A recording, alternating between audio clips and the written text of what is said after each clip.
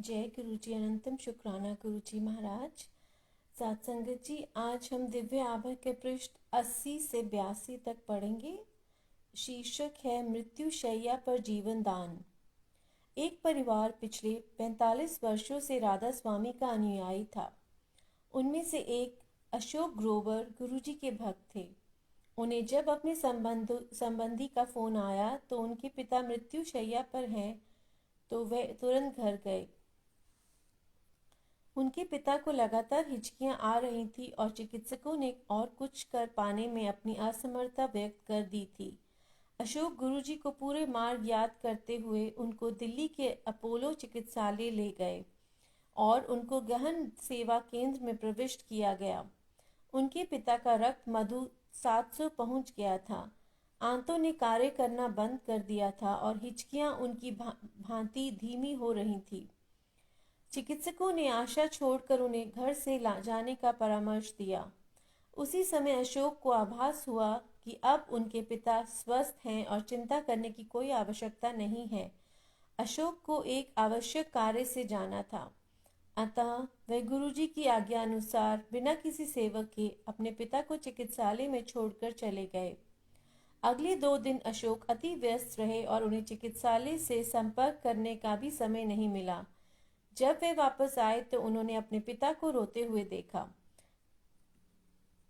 उनके मन में विचार आया कि उनके पिता उन्हें अकेला छोड़ने के कारण दुखी थे, पर उन्हें अचंभा तब हुआ जब उनके पिता ने पूछा कि क्या वे गुरुजी के पास गए थे।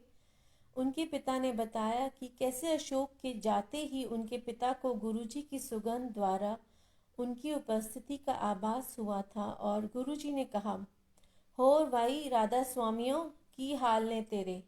पिता ने कहा कि उन्होंने बाबा जी राधा स्वामियों के प्रमुख से अपने को बचाने के लिए विनती करी थी, पर गुरुजी ने आकर उनकी रक्षा करी। गुरुजी ने उन्हें परीक्षण पुनः करवाने की सलाह दी। यह कार्यवाही 2 दिन तक चली। इस अवधि में उनके पिता को गुरुजी की सुगंध आती रही। परिणाम आने पर चिकित्सकों का विश्वास नहीं हुआ और अपनी पद्धतियों पर संदेह करने लगे। उनके अनुसार उनके पिता को कोई रोग नहीं था। उन्होंने एक इंसुलिन इंजेक्शन की सलाह दी, पर अशोक के पिता ने मना करते हुए कहा कि जब अब उन्हें औषधियों पर विश्वास नहीं रहा और अब सबसे बड़े चिकित्सक गुरुजी के परामर्श से ही उपचार कराएंगे। 1 सप्ताह पश्चात अशोक के पिता गुरुजी के पास आए तो गुरुजी ने वही शब्द कहे, होर भाई राधा स्वामिया, की हाल ने तेरे। फिर गुरुजी ने उन्हें बताया कि उन्होंने उन्हें नवजीवन प्रदान किया था। यह देखकर कि गुरुजी ने कैसे परिवार प्रमुख की रक्षा करी थी, परिवार के सब सदस्यों ने गुरुजी के पास आना आरंभ कर दिया और यह अनुभव किया कि वे स्वयं ईश्वर के संरक्षण में हैं। भक्त के उद्योग की रक्षा। गुरुजी ने एक बार अशोक को आदेश दिया कि वह अपना कारखाना बंद कर यंत्र, औजार आदि सब कुछ बेच दें। अशोक को पता था कि गुरुजी के इस आदेश का पालन करना होगा। अगले 15 दिन अशोक इसमें ही व्यस्त रहे। मशीनें खरीदे हुए दामों पर बिकी और शेष सब सामान भी हानि रहित दामों पर बिके। किसी को समझ में नहीं आया कि गुरुजी ने अपने भक्त को अपना व्यापार बंद करने का आदेश क्यों दिया। 3 सप्ताह के बाद वह व्यापार पुरातन घोषित कर दिया गया और कई लोगों को भारी घाटा उठाना पड़ा, पर अशोक बच गए थे। उन्हें स्वयं परमात्मा ने बचाया था। गुरुजी के आदेश का पालन करने में सदा लाभ ही रहेगा, क्योंकि वे कभी अपने अनुयायी के भले के अतिरिक्त कुछ नहीं कहेंगे। 10 वर्षीय की इच्छा पूर्ति।